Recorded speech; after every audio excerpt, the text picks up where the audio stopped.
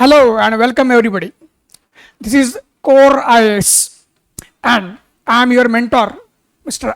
Purandare, and I am today going to discuss a very interesting topic and also a very important one, that is the strategy for preparing the history as an. Just we have completed our preliminary examination.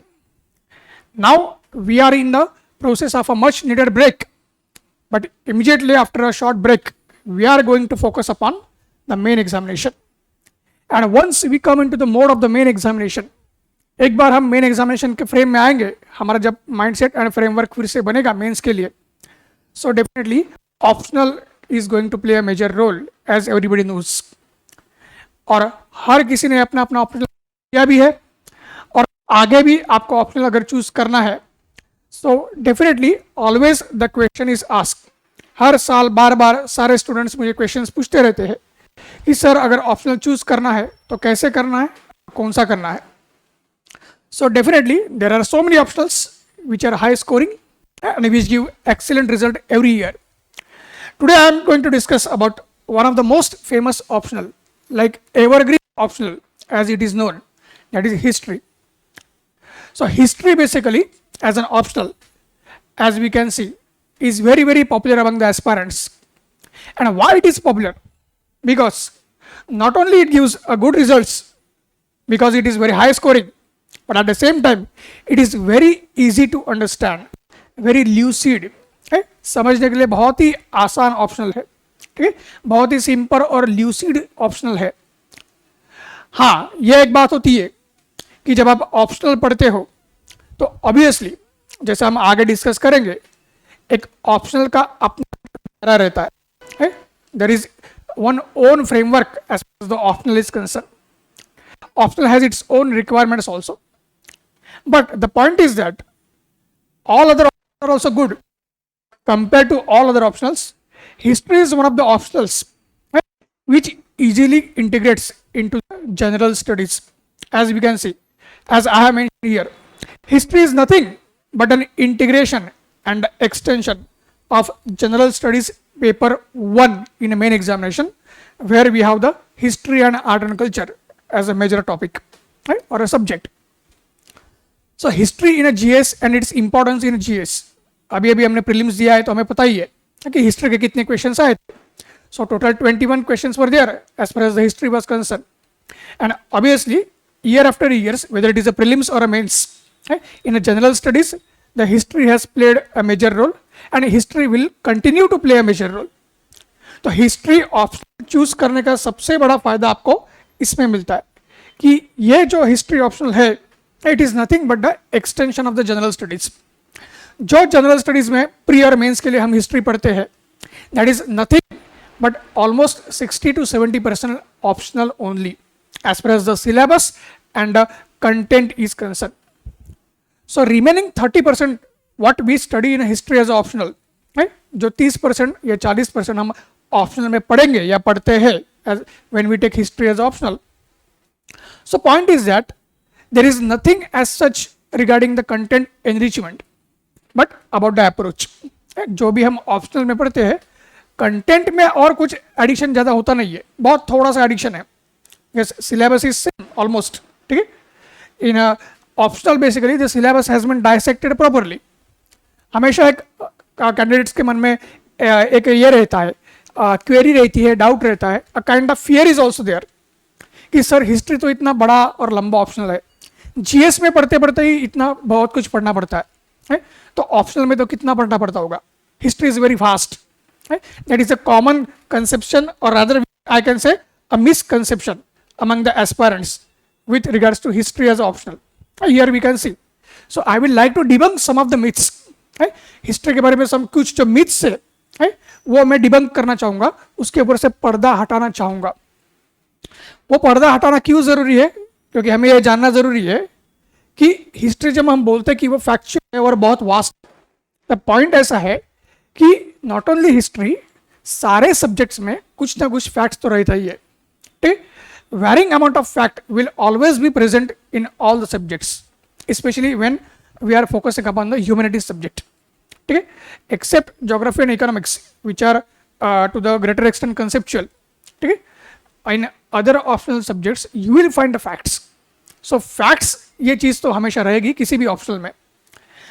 It is that in history as a optional, जो syllabus UPSC ने design किया है, we have to master the syllabus. जैसे GS के लिए भी हम syllabus master करते हैं, वैसे ही ऑप्शनल के लिए भी सबसे पहली रिक्वायरमेंट हमारी यही है कि हमें सिलेबस एकदम परफेक्टली मास्टर करना है.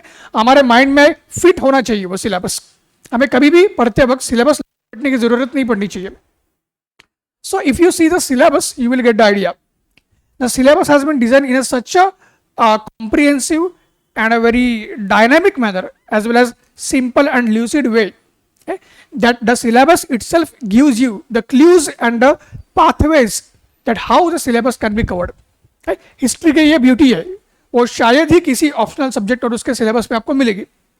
दिखने के लिए सिलेबस बहुत बड़ा दिखता है, बट वो बहुत बड़ा क्यों दिखता है और उसकी वजह से लगता है कि हिस्ट्री एज अ ऑप्शनल बहुत वास्ट है, हमसे ना हो पाएगा. ये कॉमन कंसर्न लोगों का रहता है. But point is that as a optional जो सिलेबस दिया गया है, यूपीएससी ने उसको प्रॉपरली ब्रेक करके दिया है. ठीक है, उसके टॉपिक्स, सब टॉपिक्स, ठीक है, सब टॉपिक्स के अंदर और भी जो छोटे छोटे लिंकेजेस रहते हैं, सारे चीज़ें क्लियरली मेंशन की है. उसकी वजह से ऐसा लगता है, because of that we feel that syllabus is too vast. Practically it is nothing as such. In case of other subjects, again as I have mentioned, all optionals are good. All optionals are scoring according to their respective capacity and respective nature. ठीक है, it is upon the candidate. ये candidate के ऊपर रहता है कि वो कैसे उस ऑप्शनल की तैयारी करता है और उसको अप्रोच करता है. ठीक है, ये पॉइंट हमें ध्यान में रखना है. तो हिस्ट्री में ये है कि अगर बाकी ऑप्शंस की बात करते हैं तो बाकी ऑप्शंस में सिलेबस दिया हुआ है लेकिन इतना डिटेल में डिवाइड किया नहीं गया है, उसको डिटेल में डाइसेक्ट नहीं किया गया है. यूपीएससी ने हिस्ट्री का सिलेबस डाइसेक्ट करके दिया है, इसलिए वो वास्ट लगता है. प्रैक्टिकली वो वास्ट नहीं है. और हमें यह भी चीज ध्यान में रखनी है, ऑन एन एवरेज रफली there are 20 sections in each of the module which has given in a syllabus. मैंने ऑन एन एवरेज ये वर्ड यूज किया है. ठीक, तो जब हम बात करते हैं सिलेबस की तो वहां पे हमें एक पता चलेगा कि सिलेबस ऑन एन एवरेज आपका 20 सेक्शंस में डिवाइडेड है फॉर पर मॉड्यूल. ठीक है, सो as a part of optional we have two papers as we know. So paper 1 we have ancient and medieval India. So ancient India will be like a first module, right? And medieval India will be like a second module. Ancient, medieval, this is paper 1. Then we have paper 2. We have paper 2, again we have modern and world history.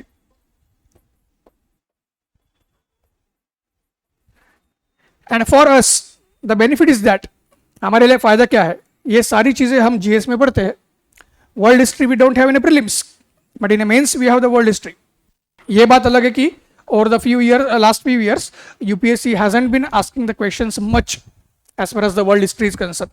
Okay, hardly 1 or 2 questions come in a world history.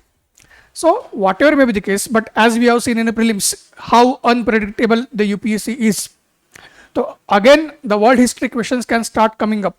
ठीक है, तो हमें world history को GS में भी हल्के में लेना नहीं है. कहने का पॉइंट क्या है कि सारे जो हमारे मॉड्यूल्स है पेपर 1 और पेपर 2, पेपर 1 हमारा जो ancient and medieval and paper 2 है आपका modern and world history, we already study in a general studies. That's why I told you that at least 60% syllabus of the optional we study in a GS. तो automatically हमारा time बचता है. History as a optional है always in a time management and time saving. ठीक है, and that time we can utilise properly for other subjects. So our study gets actually reduce and we can integrate the GS and optional, and in both ways we can study the very subject and master the subject and then apply and present our answers according to the requirements of GS and optional. तो ये भी चीज़ हमें ध्यान में रखनी है. इसलिए हमें ये ध्यान में रखना है कि सिलेबस इतना वास्ट नहीं है और on an average there are 20 sections. I have used the word on an average. Practically हम सिलेबस देखेंगे तो एक मॉड्यूल में आपको 20 दिखेंगे, दूसरे में 25 दिखेंगे. ठीक, so like that. But on an average there are 20 sections. So if you see total, there are 80 sections as far as the whole syllabus is concerned, paper 1 and paper 2. So paper 1 में on an average 40 sections are there, paper 2 on an average you will have 40 sections. So out of that 40 sections, मैं ये क्यों बता रहा हूँ, क्योंकि आपको जो लगता है कि सिलेबस बहुत वास्ट है, कैसे कवर होगा, सो डेफिनेटली कवर होगा. Out of that 80 sections paper 1 and paper 2 included, या पेपर 1 पेपर 2 कंबाइन, उस 80 क्वेश्चंस में से मैक्सिमम 50 सेक्शंस पे ही क्वेश्चंस आते हैं. ठीक, जो 80 सेक्शंस है उसमें से मैक्सिमम 50 क्वेश्चन सेक्शंस जो है उसके ऊपर ही क्वेश्चंस आते हैं. जो ऑप्शनल का ट्रेंड है, पास्ट ईयर क्वेश्चन पेपर्स अगर हम एनालाइज करते हैं तो हमें दिखेगा कि सारे के सारे 80 सेक्शंस में क्वेश्चंस आते ही नहीं है. ठीक, एंड अगर पूछ भी लिया, they still we have the option, still we have the option which question we have to attempt and which question we can easily leave. That option has also been given by the UPSC. जैसे सारे optional question papers में होता है, question number 1 and question number 5 both questions are compulsory. तो optional paper में कभी भी हमें देखते हैं 8 क्वेश्चंस होते हैं. ठीक, and question number 1 and question number 5 they are compulsory. ठीक है, और बाकी जो बचे हुए क्वेश्चंस है उस क्वेश्चंस में से हम कोई भी क्वेश्चन चूज कर सकते हैं. ठीक है, with minimum 1 question from each section. अगर पेपर 1 है ancient India and medieval India, तो question number 1 and 5 will be compulsory. And उसके बाद जो बचे हुए क्वेश्चन है उसमें से हम आइदर एंशिएंट से 2 क्वेश्चन अटेम्प्ट कर सकते हैं या मेडिवल से 2 क्वेश्चन अटेम्प्ट कर सकते हैं. तो अगर एंशिएंट से अगर हमने 2 क्वेश्चन अटेम्प्ट किया तो मेडिवल से 1 करना पड़ेगा, और अगर मेडिवल से 2 क्वेश्चन अटेम्प्ट किया है तो हमें एंशिएंट से 1 क्वेश्चन अटेम्प्ट करना पड़ेगा. So this is a case. Because of that we have much flexibility. पहले ही मैंने बताया कि जो यूपीएससी का सिलेबस है वो सिलेबस इतना डायनामिक बनाया. ठीक है, UPSC optional syllabus as far as the history is concern, वो इतना डायनामिक है और फ्लेक्सिबल है. Dynamic and flexible. ठीक है, कि हमारे पास बहुत सारा ऑप्शन हो जाता है. Within the optional we have the options कि आउट ऑफ 80 सेक्शंस, या अगर पेपर 1 की बात करते हैं, if you have 40 sections on an average, ठीक है, तो out of 40 questions easily only with 20 to 25 questions sections we can master paper 1. We can master paper 1.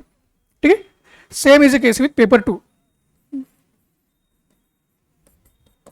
Again with 25 to 30 sections we can master paper 2 also. ये point ध्यान में रखना है. ठीक है, ये हिस्ट्री की ब्यूटी है. तो इसलिए आपको आराम से दिखेगा कि बाकी सब्जेक्ट के कंपैरिजन में जो हाई स्कोरिंग सब्जेक्ट्स है उसी हिसाब से हिस्ट्री हाई स्कोरिंग भी है, और उसके साथ साथ हमारा टाइम भी आराम से बच सकता है. क्योंकि जैसे हमें पता है जीएस में कि हमें स्मार्ट वर्क करना पड़ता है, इंटेलिजेंट हार्ड वर्क करना पड़ता है, वैसे ही ऑप्शनल में भी हमें स्मार्ट वर्क और इंटेलिजेंट हार्ड वर्क करना पड़ता है. और ये स्ट्रैटेजी होती है कि सारा का सारा हमें पढ़ने की जरूरत नहीं पड़ती है. We can master around 50 sections. ठीक है, और बचे हुए जो 30 सेक्शंस है रफली उसको हम एक बार पढ़ सकते हैं. ये पॉइंट ध्यान में रखना है. तो आराम से हमारा समय बचेगा and we will be able to get a command over the subject. और जैसे मैं अभी भी बता रहा हूँ और आगे भी बताऊंगा कि ऑप्शनल का थोड़ा अप्रोच डिफरेंट होता है जीएस से, हर एक ऑप्शनल का. तो उसी हिसाब से उस अप्रोच में हमें आंसर प्रेजेंट करने के लिए एक कमांड अलग लेवल की लगती है. क्योंकि अगर आप यूपीएससी का नोटिफिकेशन देखते हैं तो UPSC has mention clearly that for general studies papers, ठीक है, a well educated person who hasn't done any specialised study of any particular subject, ठीक, उस पर्सन से या उस कैंडिडेट से यूपीएससी बैचलर्स ऑनर्स लेवल के आंसर्स एक्सपेक्ट करती है. UPSC expects answers in a general studies at a bachelor's honours level. And UPSC has also mentioned in a notification that the approach and the level of the master optional is that of a master's level. जो optional के जो हमारे answers रहेंगे वो minimum masters levels के रहने चाहिए, या थोड़ा मास्टर्स लेवल के आगे भी जाके वो आंसर्स हमें लिखने पड़ सकते हैं. The depth of the answer is minimum masters levels and above. ये पॉइंट ध्यान में रखना है. तो इसलिए थोड़ा सा अप्रोच चेंज होता था, but strategy more and less same रहती है, ठीक है। तो हम अपने हिसाब से सेक्शंस चूज कर सकते हैं कि मुझे पेपर 1 में एंशिएंट इंडिया में क्या पढ़ना है, कितना पढ़ना है, मेडिवल इंडिया में क्या पढ़ना है और कितना पढ़ना है, उसी हिसाब से हम सिलेबस के ऊपर कमांड ले सकते हैं, और पेपर 1 हमारा we will get a command. Similarly in paper 2 also कि मुझे मॉडर्न इंडिया में क्या पढ़ना है, ठीक है, और कितना पढ़ना है, एंड हमारा वर्ल्ड हिस्ट्री है उसमें क्या पढ़ना है और कितना पढ़ना है, that will also give you command as far as the history is concern. तो ये स्ट्रैटेजी होती है। तो आज मैं दोनों चीज़ें डिस्कस कर रहा हूँ कि हम ऑप्शनल हिस्ट्री एज ऑप्शनल हम क्यों ले सकते हैं एंड उसकी स्ट्रैटेजी क्या होती है। So this is a way in which we have to approach. Then, and as I mentioned, we have to understand the syllabus, and along with the syllabus, the trend of the past year question papers. As usual, जैसे हम GS में करते हैं, past year question papers जो history के हैं, optional के, उनका ट्रेंड हमें देखना पड़ता है। Along with that trend, हम ये भी आगे देख सकते हैं कि expected questions कैसे आ सकते हैं। We can even get an idea, even we can get a clue that how the expected questions can come. Then, expected questions की हम जब बात करते हैं उसमें और एक चीज है, जैसे अभी हमने प्रीलिम्स दिया है, तो जीएस में जो क्वेश्चंस हमें पूछे गए हैं प्रीलिम्स में, अगर बात करते हैं तो उस क्वेश्चन से हमें ये लगा जा सकता है कि मेंस में क्वेश्चन आ सकते हैं on the trend of the questions which have been asked in the prelims this year. We will get an idea how the questions can be asked in the mains, किस topic से mains में questions आ सकते हैं और उसका trend कैसा रह सकता है, उसका नेचर कैसा रह सकता है, यह हमें पता चलता है। वैसे ही प्रीलिम्स में जो जीएस में प्रीलिम्स में हमें क्वेश्चंस पूछे गए हिस्ट्री के, उसी हिसाब से हम ऑप्शनल में भी उसका रिप्लिकेशन देख सकते हैं, और यह हिस्ट्री के बारे में ही ज्यादातर होता है। Replication and indication of topics expected in optional, okay, and we will get a clue from where GS prelims history questions, ठीक है। तो ये चीज बहुत ही इंपॉर्टेंट है जिन लोगों ने already history as optional choose किया है, and those who are going for history as an optional, और those who are willing and those who are thinking of taking history as an optional, this point is very very important. GS के prelims में जो questions पूछे गए history के, उसी हिसाब से we will get a clue and an idea that how the questions can be asked in the optional depending on the syllabus. और जैसे मैंने बताया syllabus तो लगभग सेम ही है, कोई फर्क नहीं उसमें। So we will get a trend कि इस सेक्शन से शायद मेंस में भी क्वेश्चन आएंगे, GS मेंस में, और हिस्ट्री ऑप्शनल में भी क्वेश्चन आ सकते हैं। और जैसे मैंने बताया, this is a beauty of the history as optional. बाकी ऑप्शनल में ये ट्रेंड कम, लेकिन हिस्ट्री में ओवर द इयर्स अगर आप देखते हैं, खुद एनालाइज करते हैं, और सिलेबस और पास्ट ईयर क्वेश्चन पेपर्स को सेल्फ एनालाइज करना सबसे इंपॉर्टेंट है, ठीक है। सो if you go for a self analysis of this questions along with the syllabus, you will get an idea the questions which were asked in the GS prelims, based on that the questions have come in a optionals also, to the greater extent. ऐसा बोल नहीं रहा हूं मैं कि पूरे के पूरे क्वेश्चंस वैसे के वैसे आ गए उसी टॉपिक से, बट जीएस प्रीलिम्स में जिस टॉपिक से क्वेश्चंस पूछे गए हैं, चाहे वो एंशिएंट हो, आर्ट एंड कल्चर हो, ठीक है, मेडिवल हो, मॉडर्न इंडिया हो, उसी हिसाब से to the greater extent in optional also the questions have been asked. तो ये भी हमारे लिए एक बेनिफिट है जो हमें हिस्ट्री ऑप्शनल को एक यूनिक ऑप्शनल बनाता है। This benefit and this particular perspective and aspect of the history as optional makes it as a unique optional. ये भी पॉइंट हमें ध्यान में रखना है, okay. Then one more thing that we have to keep in mind. तो जैसे मैंने बताया, एक बार हमने सिलेबस को डायसेक्ट किया, और कितने सेक्शंस है और कितने सेक्शन हमें पढ़ने हैं, हमें डिस्कस किया हमने, तो उसी हिसाब से हम सिलेबस को फिर से मॉड्यूल्स, टॉपिक्स, चैप्टर्स, सब चैप्टर्स, ठीक है, इन सारी चीजों में डिवाइड कर सकते हैं। Again reference will be the past year question papers. हमेशा एक तरफ सिलेबस होना चाहिए, एक तरफ पास्ट ईयर क्वेश्चन पेपर्स होने चाहिए, और हमें प्रिपरेशन शुरू करने से पहले हमारी स्ट्रैटेजी बनानी चाहिए, ठीक है, कि जीएस प्रीलिम्स में हिस्ट्री के ऐसे ऐसे क्वेश्चंस आए थे, इस सेक्शन से आए थे, in GS means the questions have been asked from that particular section, ठीक है. So again in optionals basically the questions were asked from these sections, and then we have to integrate all the aspects, and then we have to make a strategy. So always the GS and optional, the strategy will go integrated. Okay? As I am emphasizing again and again, approach will always be different. मैंने already बता दिया है कि GS में कौन सी level expected है, bachelor's honors, maximum level, and optionals में master's levels is a minimum level which is expected. So depth and the level is different, approach is different, but still there is a enough scope in a history for integration. ठीक है, तो एक uniqueness history का हमें मिलता है. उसके बाद अगर बात करते हैं देन ऑटोमेटिकली, सो जैसे मैंने बताया कि हमें प्रीवियस ईयर जो क्वेश्चन है का टाइप क्या था, उसका नेचर क्या है, और उस क्वेश्चन की डायरेक्शन क्या थी. ठीक, जो हिस्ट्री ऑप्शनल में क्वेश्चंस पूछे गए हैं, specially after 2013 when the syllabus was changed and the nature of the question, the dynamicity of the questions, ठीक है, the flexibility and the perspective of the questions, the very intention of the questions, everything is changing. Okay?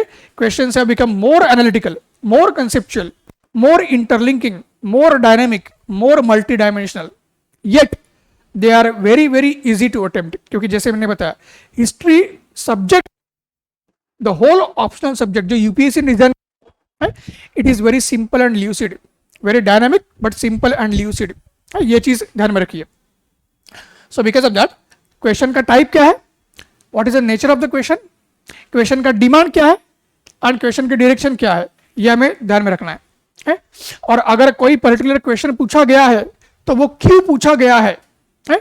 कहीं ना कहीं policy perspective में जो government की currently policies चलती है, वो पर्सपेक्टिव कहीं ना कहीं उस क्वेश्चन पूछने के पीछे रहता है. ये भी चीज ध्यान में रखिए. अगर पर्टिकुलर क्वेश्चन पूछा गया है तो वो क्वेश्चन पूछने के पीछे एक पर्सपेक्टिव हमेशा रहता ही है. ओके, क्योंकि अगर सपोज इंडस वैली टॉपिक है ही हमारा एंशिएंट इंडिया, ठीक, एंड अगर इंडस वैली के बारे में क्वेश्चंस पूछे गए हैं, खास करके अगर आप पीवाईक्यूज देखते हैं तो धोलावीरा के बारे में क्वेश्चंस पूछे जा रहे थे. ठीक है, धोलावीरा, उसका वाटर मैनेजमेंट,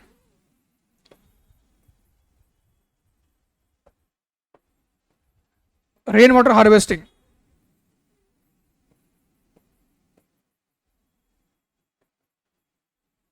उसके बारे में रिसेंटली क्वेश्चन पूछे गए हैं. तो ये क्वेश्चन अगर पूछे गए थे उसका रीजन क्या था, जैसे अभी हमें पता है प्रीलिम्स में भी यही क्वेश्चन आया है.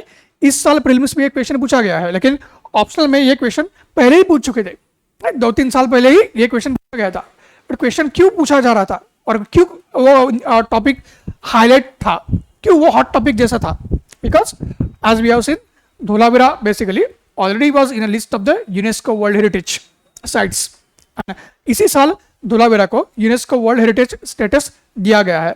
And not only the UNESCO world heritage status, but the point is that as we can see history is nothing but the study of the past to understand not only the past but our present and to decide our future.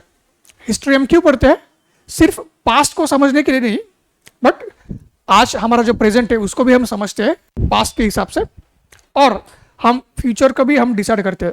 Plus history को पढ़ के history को हम समझ के आज हमारे जो प्रॉब्लम्स है उसको भी सॉल्व करते हैं, और फ्यूचर के जो प्रॉब्लम्स है उससे भी सॉल्व करते हैं. ठीक है, तो क्लाइमेट चेंज बेसिकली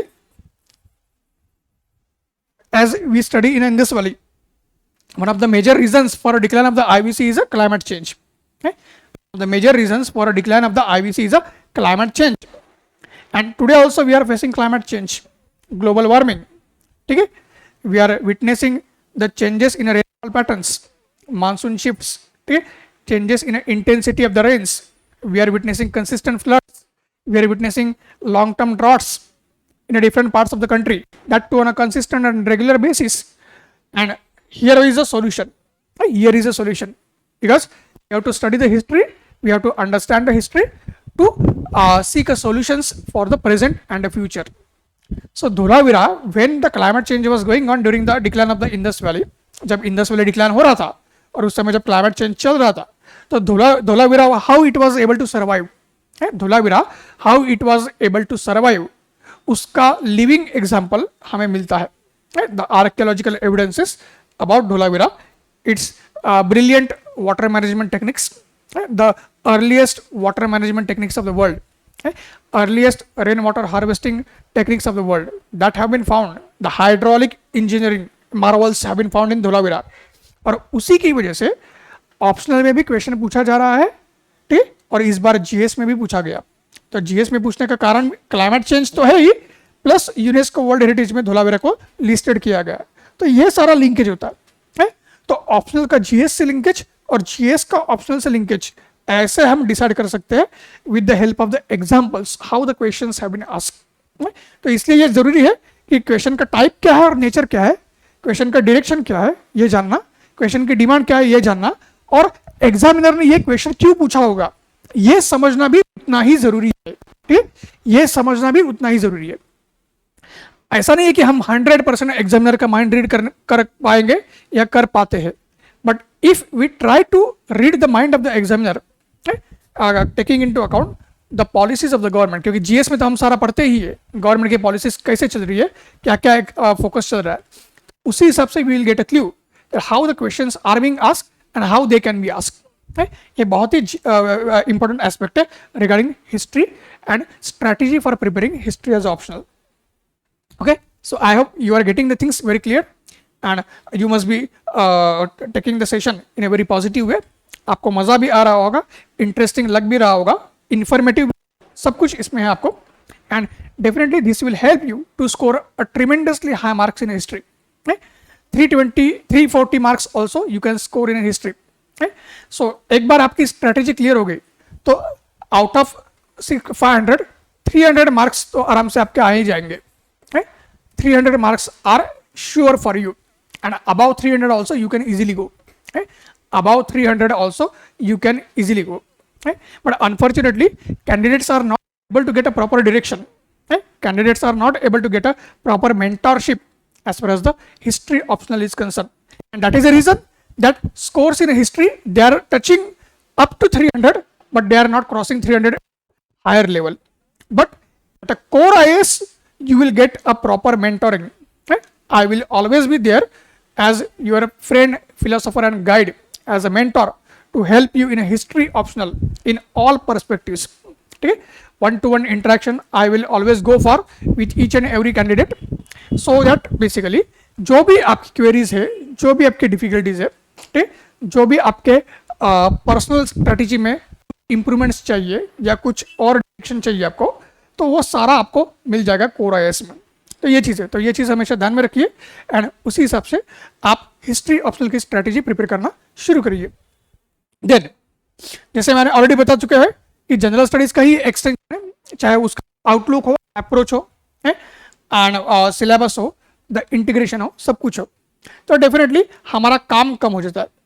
देन उसके बाद आएगा आपका एक एस्पेक्ट है फसल अप्रोच एंड काउ अप्रोच.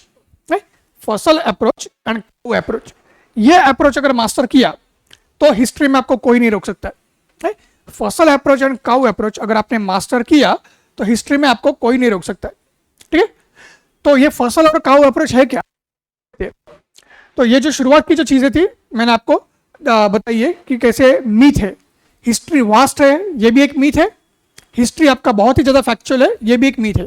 क्योंकि एक फेमस हिस्टोरियन है, उनका नाम है E A Carr. E A Carr is basically a famous historian and he has said, he has said that history is nothing but a critical analysis of the fact. E. A. Carr is a famous historian.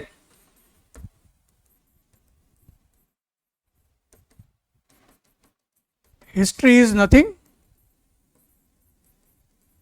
but critical analysis of the fact.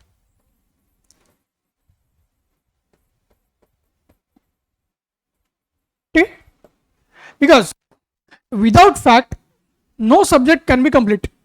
Not only history, without fact, no subject can be complete.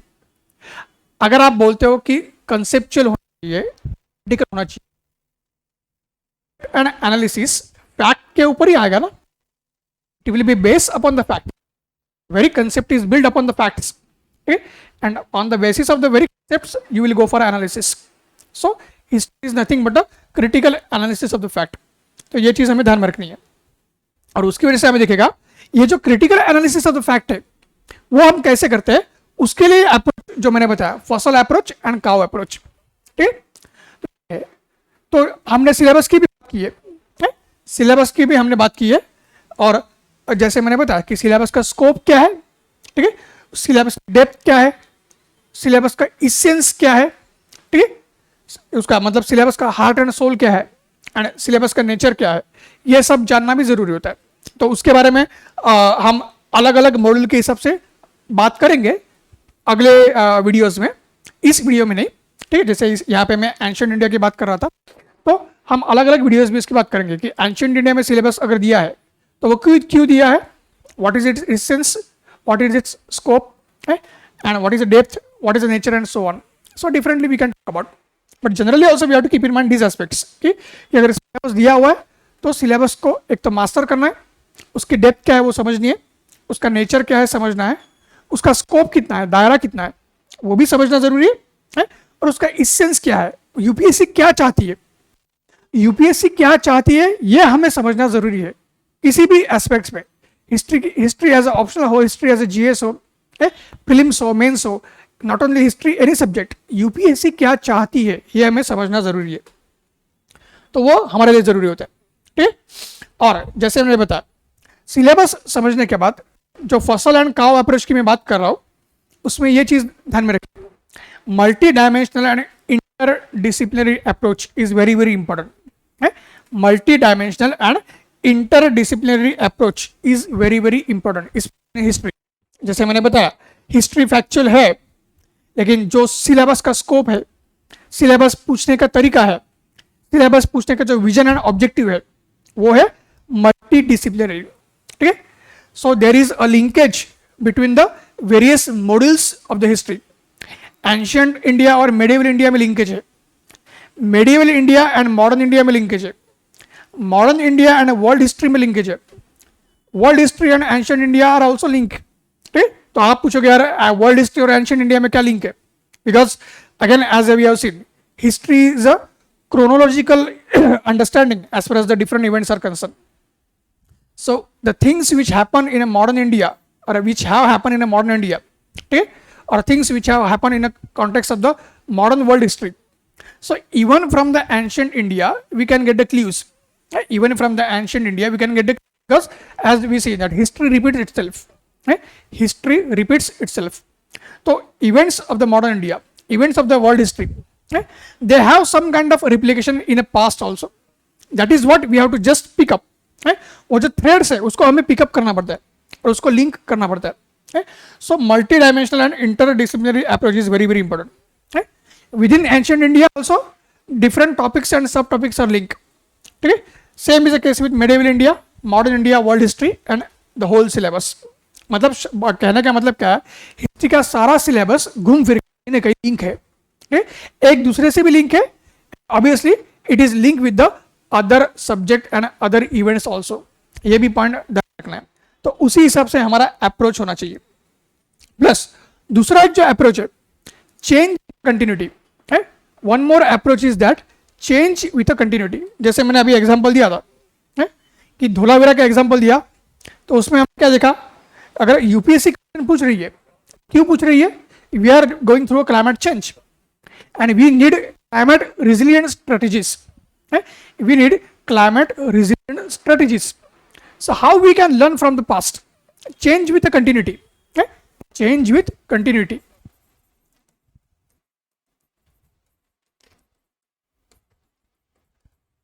So what we can learn from past?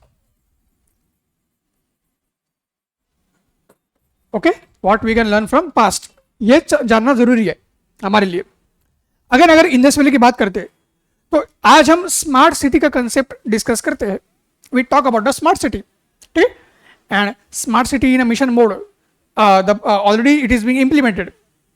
So if you see again and go back to Indus valley, so we will get the idea. If you study Indus valley properly, its town planning and other aspects, waste management, sewage and drainage management and all the things which are associated, which we already know in a GS also. GS में हम सब सारी चीजों को जानते हैं, तो उससे हमें क्या पता चलता है? Okay? How we can learn from IVC to solve the problems of urbanization today.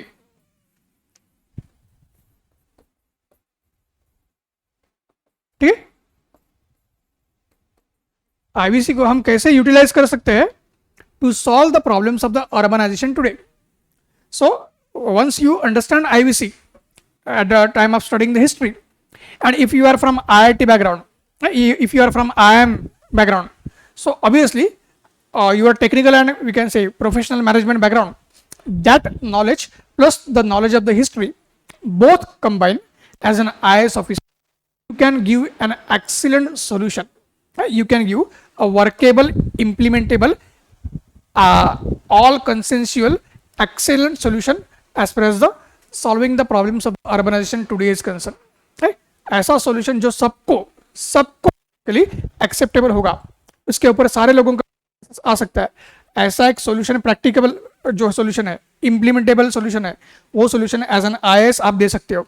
अगर आपका बैकग्राउंड भी ऐसा ही है IIT IIM से, और आपने हिस्ट्री GS हो या ऑप्शनल हो, IVC को अच्छे से पढ़ा है, समझा है, can utilize your knowledge and integrate knowledge. That's why it is said history is nothing but change continuity. Okay?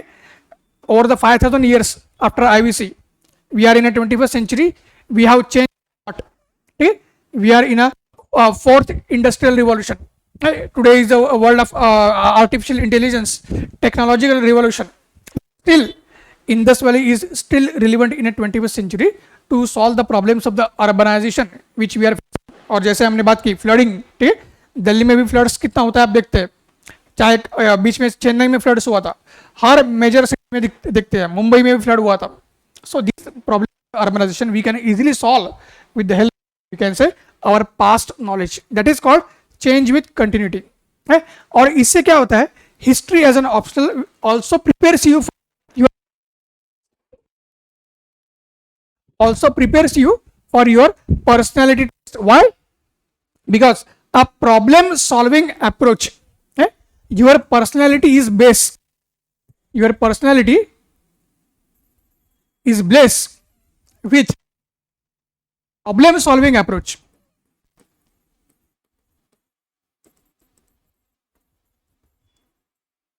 ठीक है, हिस्ट्री ऑप्शनल लेने का ये भी एक बेनिफिट है, not only you score high marks, but you develop a problem solving approach. And as an IAS officer and an aspiring civil servant, UPSC wants such a candidate who can provide practicable and workable solutions, practical and workable solutions to the current problems. And the policies should be like that, they are highly implementable, highly workable, and they are highly dynamic, and they are cost effective also. So the candidate with a history optional basically can such a kind of policy perspective and problem solving approach as far as the future IAS is concerned, and that is the reason optional is always relevant with regards to history, and it is always an important one to develop your all round personality. आपकी personality develop करने में history optional का बहुत बड़ा role है. Interview में आपको बहुत ही अच्छे मार्क्स आ सकते हैं और आए भी है. The candidates have got the marks also and you will also get the marks. So this is the case. Then after that, okay, so when we talk about this change and continuity, we automatically get the understanding. जब हम change and continuity की बात करते हैं, we automatically get an understanding about the events. ठीक है, अलग अलग जो इवेंट्स हिस्ट्री में हुई थी, जैसे हमारी फेसबुक की टाइमलाइन होती है, जैसे हमारी फेसबुक की टाइमलाइन, वैसे पूरी हिस्टोरिकल टाइमलाइन हमारे सामने है, प्री हिस्टोरिक पीरियड से प्रोटो हिस्टोरिक पीरियड, ठीक है, जिसमें इंडस वैली भी आता है, वैदिक पीरियड आता है, और फिर हमारा Maurya empire, post modern period, एक एक करके जो टाइमलाइन है, it is like a Facebook timeline only. तो सारे जो इवेंट्स आते गए in a space and time, in a matter of the space and time, how the events occurred, ठीक है, what was their sequence, what was the reason or what was the background for the events, so called cause and effect relationship, so called cause and effect relationship we are able to understand as far as the history is concerned. इसलिए मैंने बोला history is not only about facts. We have to understand the facts to establish a cause and effect relationship within that facts. ठीक है, and we have to analyze these facts. ठीक है, to create a forward and backward linkages. We have to create forward and backward linkages, and that too in a time and space manner. That too in a time and space manner. And then we will get the idea how the whole process change. Then we will get the idea how the whole change. And then we will also be able to understand that despite the changes, how there is a continuity. जब हम ये सारा पढ़ेंगे, understand करेंगे, analyse करेंगे, तब हमें ये भी पता चलेगा कि सारी प्रोसेस चेंज कैसे हो गई over the period of time and space, but changes के कंटिन्यूटी कैसे रही ये भी हमें ध्यान में रहेगा. जैसे एग्जाम्पल के तौर पे अगर बात करते हैं, हमारे बहुत सारे फेस्टिवल्स हैं जो एंशियंट टाइम से चलते आ रहे हैं. ठीक है, over the years the nature of the festivals is changing. उसको सेलिब्रेट करने का तरीका चेंज हो रहा है, लेकिन उसका जो इसेंस है वो वैसे का वैसे ही है. The purpose for which the festivals are being celebrated वो वैसे का वैसा ही है. ठीक है, जैसे हम पॉलिटी में बात करते हैं, basic structure of the constitution can not be change. Constitution is amendable. Constitution को हम अमेंड करते हैं to make it flexible and dynamic, to maintain it as a relevant constitution. But basic structure हमारा change नहीं होता है, वैसा ही history में भी है. और यही चीजें हम ऑप्शनल से आराम से सीख सकते हैं. When we study the history as optional, we are able to understand and get the things very properly and in a very simple manner and a lucid manner, as I have mentioned. After this, so again now last we will come to that fossil and cow approach. ये fossil and cow approach है क्या? So fossil basically क्या है? That as I have mentioned, F means fact. ठीक, F means fact. Then उसके बाद उस fact का एनालिसिस, ए मीन्स एनालिसिस. ठीक, फैक्ट हमारे पास है और उस फैक्ट का एनालिसिस करना है हमें, और एनालिसिस के बाद उसको अंडरस्टैंड करना है. ठीक, so first thing is factual analysis and understanding. Since it is a pyramid, यहां पे हम देख पा रहे हैं ये पिरामिड है, तो फसल अप्रोच को यहां से शुरू करना है, बॉटम से टॉप तक. Bottom up approach we have to see. So फसल is about factual analysis. F is a fact, A is a analysis, and we have to go for a understanding also as far as the analysis is concerned. तो obviously जब fact को analyze करेंगे तो हम उसे understand आराम से कर पाएंगे. ठीक, so this is a फसल FA. Then S, then we have to go for sequential analysis and understanding. एक तो हो गया factual analysis and understanding, then we have to go for sequential analysis and understanding. मतलब जब हम बोलते हैं कि horizontal and vertical, horizontal and vertical linkage. ठीक, क्यों?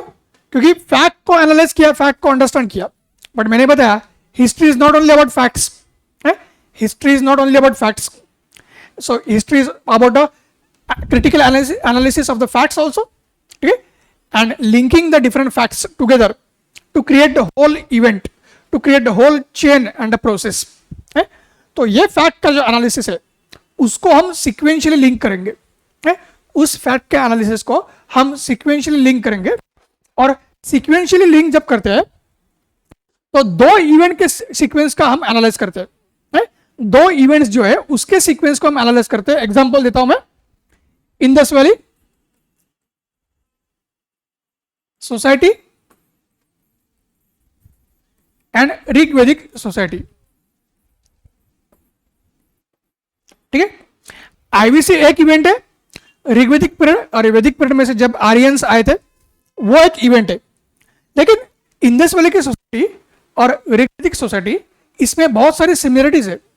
Despite the fact there is nothing as far as for connection is concern, based on the current evidences Indus valley और IVC के बीच में कोई कनेक्शन नहीं है. But still, if you see, there is a similarity between the society and its features in Indus Valley and Rigvedic period. तो वो क्यों है? अगर दो डिफरेंट सिविलाइजेशंस है या कल्चर्स है, ठीक है, क्योंकि वैदिक कल्चर उसको कल्चर कहते हैं, उसको सिविलाइजेशन हम बोलते नहीं है, क्योंकि उसमें टेक्नोलॉजिकल डेवलपमेंट लिमिटेड थी, साइंस की भी डेवलपमेंट लिमिटेड थी, राइटिंग हमारे पास अवेलेबल नहीं है, ठीक है। ये सारी चीज़ें हमारे पास आईबीसी में अवेलेबल है। तो आईबीसी इज अ सिविलाइजेशन, वैदिक period is a culture. But वैदिक पीरियड एंड आईबीसी दोनों डिफरेंट आपके कल्चर्स है, ठीक है। डायरेक्टली उसमें कोई लिंकेज नहीं है, देख prima facie still we find similarities between the society of the and Rig Vedic period. तो वो क्यों है, तो ये हमें समझ सकते हैं, ये हमें तभी समझ में आएगा जब we will go for a sequential analysis and understanding. First is a factual analysis and understanding, second is a sequential analysis and understanding, इसलिए उसको sequence and analysis, sequential analysis and understanding. And last is a logical connectivity, last is a logical connectivity.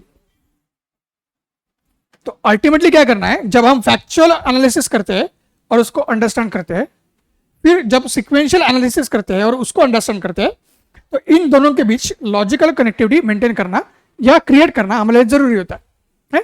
We have to create, मतलब we have to create का मतलब ये नहीं कि हमें खुद से नहीं है, जो ऑलरेडी में हिस्ट्री लॉजिकल कनेक्टिविटी है उसी को हमें प्रोफेशनली रिप्रोड्यूस करना है।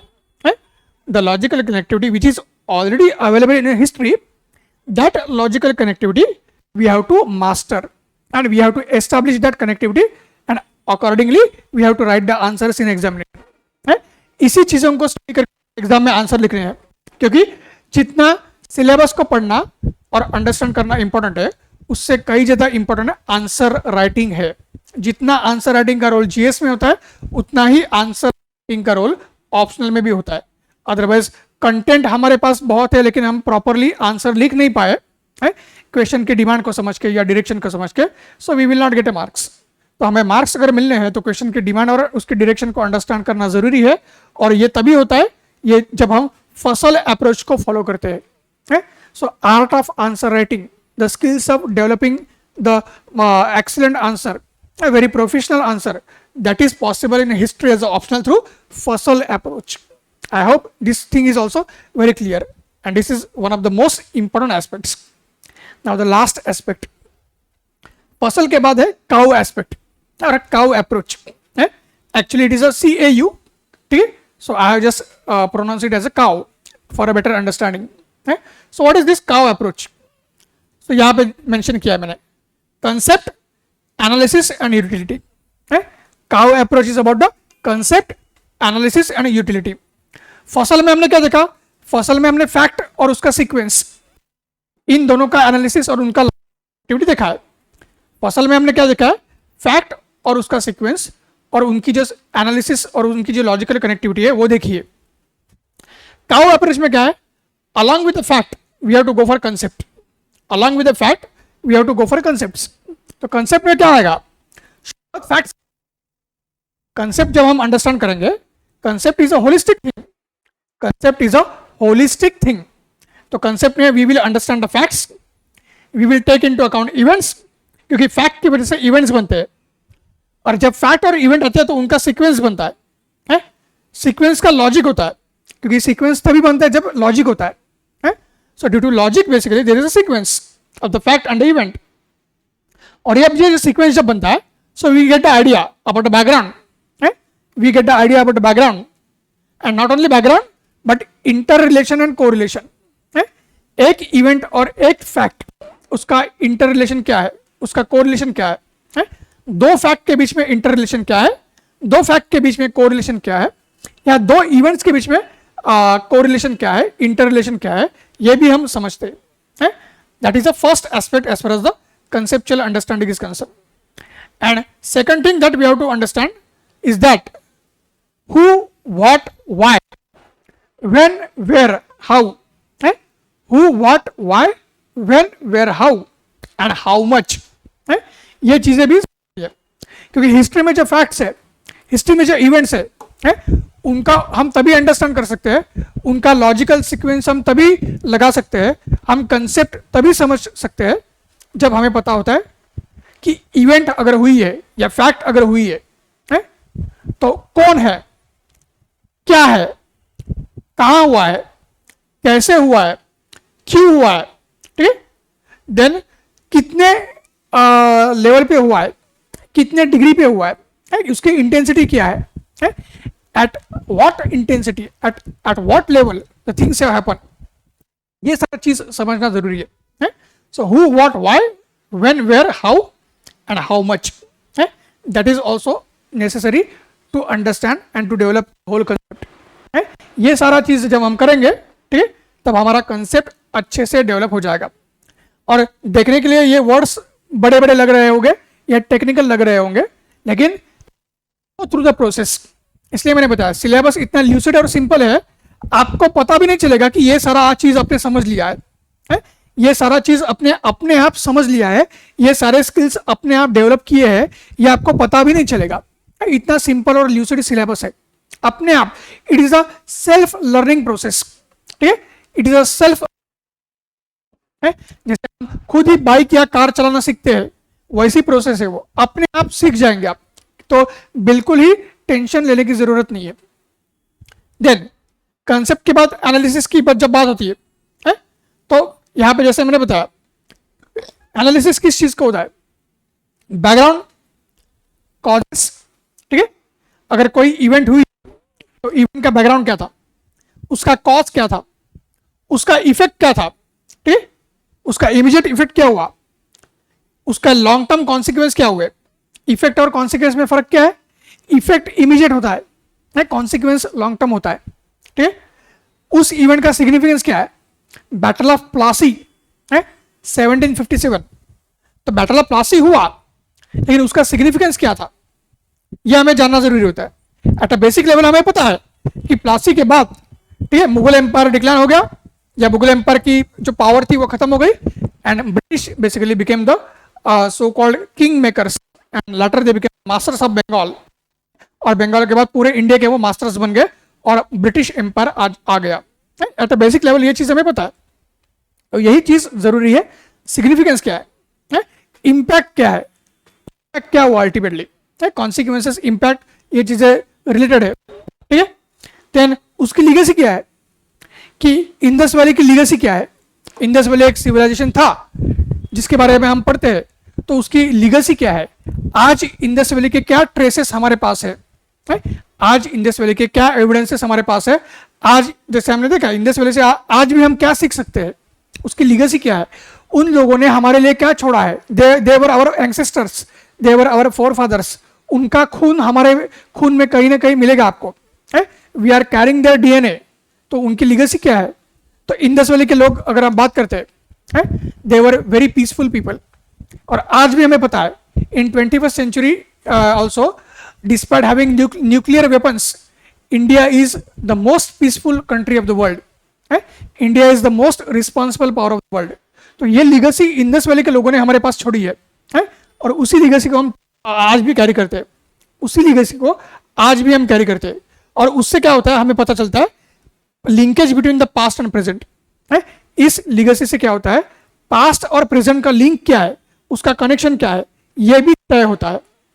इंडियंस जो है, जब हम बोलते हैं कि Indians are most peace loving people, Indians are most welcoming people, not only we will welcome the guest, ठीक है, but we will be welcome anywhere in the world because of our nature, because of our approach, because of our personality, because of our we can say behaviour and attitudes, सारे जगह पे हमें like किया जाता है। क्यों?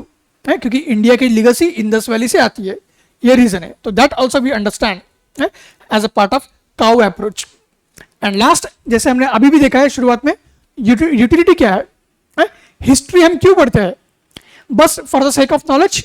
No, जैसे शुरुआत में हमने डिस्कस किया, एक बात है, लेकिन उस नॉलेज को अप्लाई करना है, और यूपीएससी कंप्लीटली अप्लाइड एग्जामिनेशन है, completely it is an applied examination, ठीक। तो पास्ट का नॉलेज हमारे करंट के प्रॉब्लम्स कैसे सॉल्व करेगा, हमारे फ्यूचर को कैसे बेटर करेगा, ये शुरुआत में मैंने बता दिया था। यही चीज यहां पे है काउ में, utility, use of history to solve the problems of today and learning from the past to make our future better, यही काम हिस्ट्री करता है। And this makes history as not only one of the most interesting subjects but also we can say the most practical subject. हमें history पसंद आता है या नहीं आता है, but we have been shape by history. जिस सोसाइटी में आज हम रहते हैं, जिस जनरेशन का हम पार्ट है, all of us have been shape by the history and somewhere our generation and today's society is going to shape the future. COVID, ये 2 साल के जो कोविड के 2 साल है, और इस 2 साल में हमारी जो जनरेशन है, जिन लोगों ने कोविड देखा है, कोविड एक्सपीरियंस किया है, हमने बहुत कुछ फेस भी किया है एंड हमने बहुत कुछ एंड्योर भी किया है, लेकिन एक लीगल हम फ्यूचर में छोड़ने वाले हैं. जो आने वाले 100 साल, 150 साल, 200 साल के बाद जनरेशन आएगी, उसके लिए कहीं ना कहीं हम लीगेसी छोड़ेंगे. 200 छोड़ी जाएगी, तो इस कोविड की जनरेशन को रिफर किया जाएगा अलग से, ध्यान में रखिए आप. और जो काम हमने किया है, ठीक है, जो कोविड वायरस ने एक अनपैरेलल वर्क किया है, सैल्यूटेबल वर्क किया है, उस वर्क को हमेशा हिस्ट्री बुक्स में एक रिस्पेक्ट से, एक हाई लेवल पे उसको हाई स्टेटस से देखा जाएगा. ठीक, the COVID warriors will get a god like status somewhere. The whole generation will be appreciated for solution for Covid.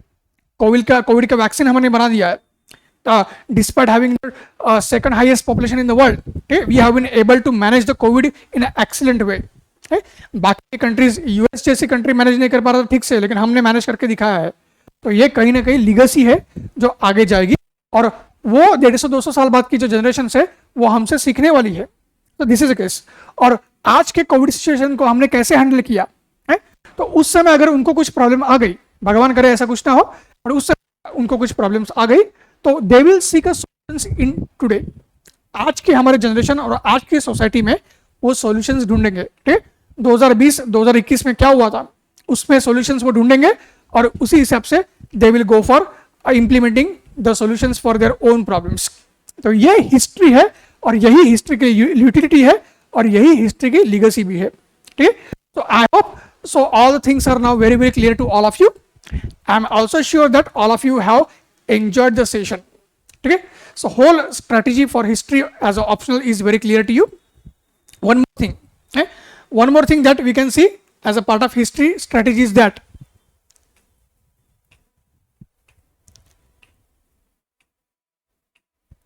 map based questions. Okay, map based questions we have to focus. So map based questions are like a jackpot. Okay? Map based questions are like a jackpot to score very high marks. अगर history में marks आते हैं, अगर marks आते हैं तो उसका reason ही वही है. हिस्ट्री में अगर मार्क्स आते हैं उसका रीजन ही वही है. हमें पेपर 1 में मैप बेस्ड क्वेश्चन पूछा जाता है.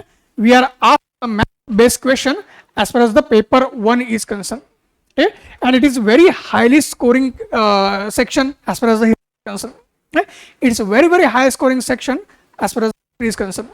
60 marks question is asked to you as far as maps are concerned. Okay, and you will see if you go through past year question papers, okay, you can easily master these map based questions. आपको अलग अलग sites दिए जाते हैं, ठीक है, and site का नाम नहीं दिया जाता है. पहले एक टाइम था साइट का नाम दिया जाता था. आजकल क्या करते हैं, कौन से एरा की है, whether it is a prehistoric site, whether it is a Indus Valley site, whether it is a site of a early period, ये आपको पूछा जाता है. And then you will be asked, then you will be asked basically that you have to mark the site कि वो कौन सी है, कहाँ पे है, उसको मार्क करना है, और उसका सिग्निफिकेंस हमको लिखना पड़ता है in 30 to 50 words. And it is a very very high scoring section. और उसकी एक बार प्रैक्टिस कर दी, and as we know, the for 1,000 words, the picture speaks for 1,000 words. So because of that you will be able to score very highly. और हमारे history option के जो classes रहेंगे, जो मेंटरशिप सेशन रहेंगे, उसके ऊपर मैप बेस्ड क्वेश्चन, उसका प्रिपरेशन, उसकी तैयारी, वो स्किल कैसे डेवलप करना है, उसको कैसे मास्टर करना है, इसके ऊपर भी फोकस किया जाएगा. एक स्पेशल सेशंस लिए जाएंगे, and then we will be able to score fantastically in a history. So I hope and I am sure session, okay, you have got the whole idea why we should choose history as optional, what is the perfect strategy, and how we can score highly, and by scoring highly we selected in the IAS but how we can solve the problems which India is facing today and is going to face in the future. And that is what is expected from us as a bureaucrat. So on this note, I will like to take the leave of all of you.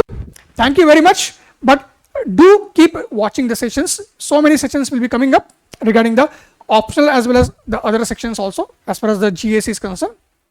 And basically be a part of our journey, be a part of the Core IAS family, and we are behind your success, and you should also go for a high flags as far as your success is concerned and contribute to the nation building in a fantastic way. Thank you very much. Have a good day.